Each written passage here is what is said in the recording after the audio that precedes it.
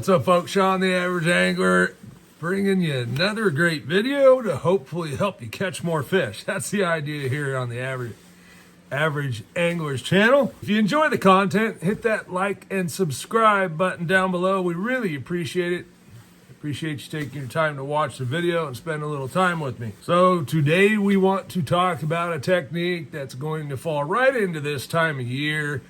And it was mentioned in my top baits for February that actually work.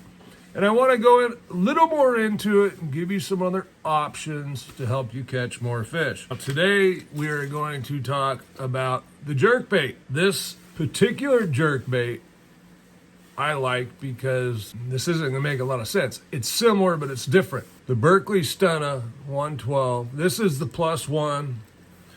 So they have the +1 means a little deeper.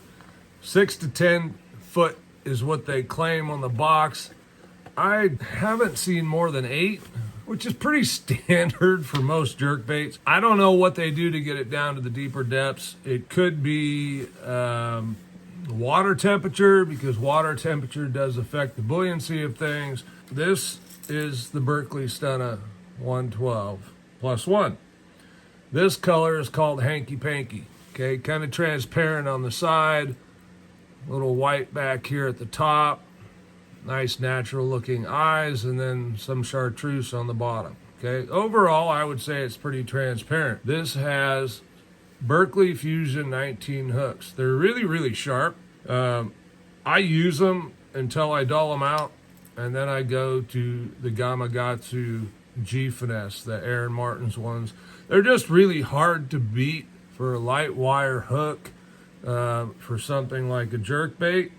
Okay, they're gonna match pretty much the weight of the hooks. If you go to a heavier hook, the action's not gonna work the same. Special about this bait, the weight transfer system inside is tungsten. So this bait casts very well. It also slow sinks on the pause, which is what's unique about the bait and can trigger strikes from unsuspecting fish, because most don't do that. Most either slow rise, or in an ideal world as they're designed, but again water temperature is going to affect it, they will just straight suspend. The Stunna was designed to slow sink. That's what Hank Cherry wanted. And let's not forget, Hank Cherry won the Bassmaster Classic on this bait shortly thereafter, fishing that riprap wall there at Gunnersville. Some critical things when throwing jerkbaits that I think often get overlooked, although it's talked about quite a bit, is rod selection. And jerkbaits can be fished on a spinning rod. Jerkbaits can be fished on a casting rod. Now, sometimes it's hard to find a casting rod that kind of has a light enough tip. So this is one I use.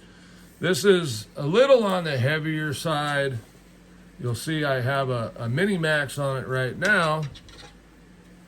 But this is the iRod 703cc. It's Gabe's Rip Wrap Special. Really just an oversight on Sean's part.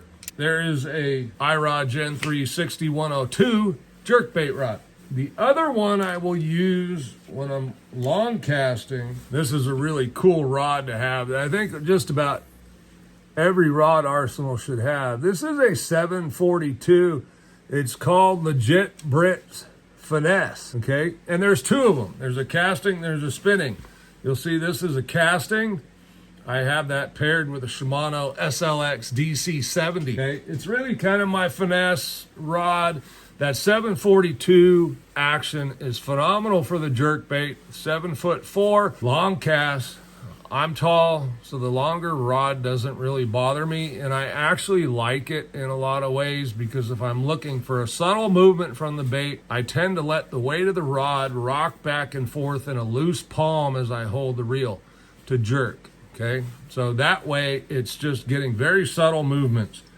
Now, one of the things Berkeley claims is this thing will turn almost 180 degrees on itself as paused after jerking, okay? Anything different than the norm, and look, I have, as you've seen, and these are just my overstock, but I have a ton of Vision 110s, okay?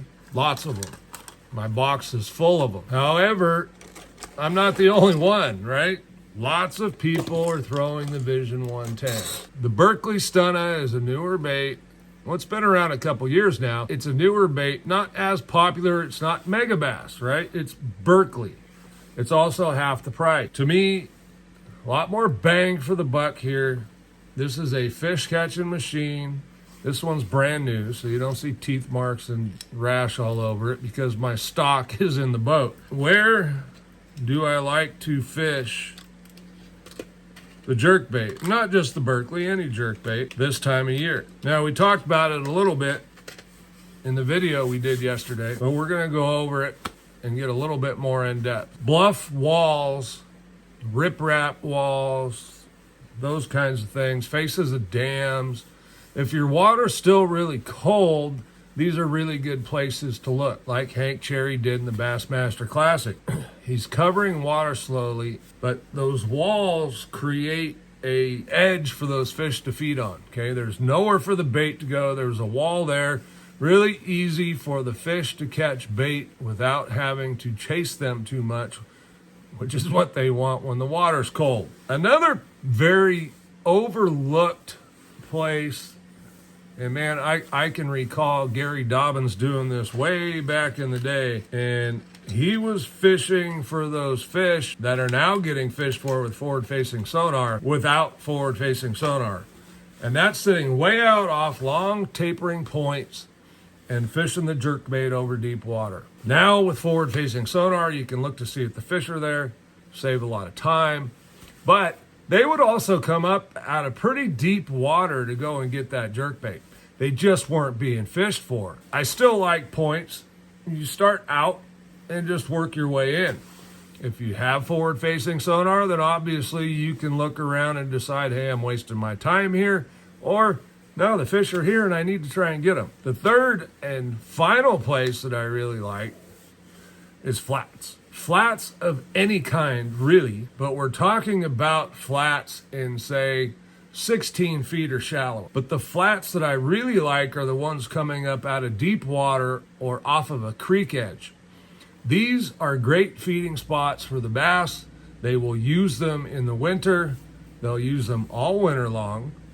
And they'll use them as transition areas as we start to move towards warmer weather, the pre-spawn. Once we get into the pre-spawn, I'm going to start looking for spawning flats. And that's probably when I'm going to go away from the +1 and just go to the 112, which runs a little shallower. Now, I believe they have a +2 also. I'm pretty sure I have some. My wall is a mess again after redoing it.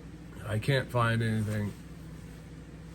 It is what it is, you know me. Berkeley Stunna is a different jerkbait than the average, okay? That slow sink on a pause is much different than most jerkbaits. Something different that the fish don't see all the time tends to trigger strikes. I talk about this all the time, that we want to be a little different.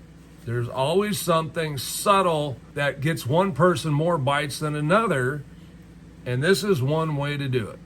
Okay, we got a slow sink on the pause as compared to a slow rise or a straight suspend. Okay, check them out. Add some Berkeley Stunnas to your box. I'm Sean, the Average Angler. If you got questions, drop them below. We'll see you on the next one.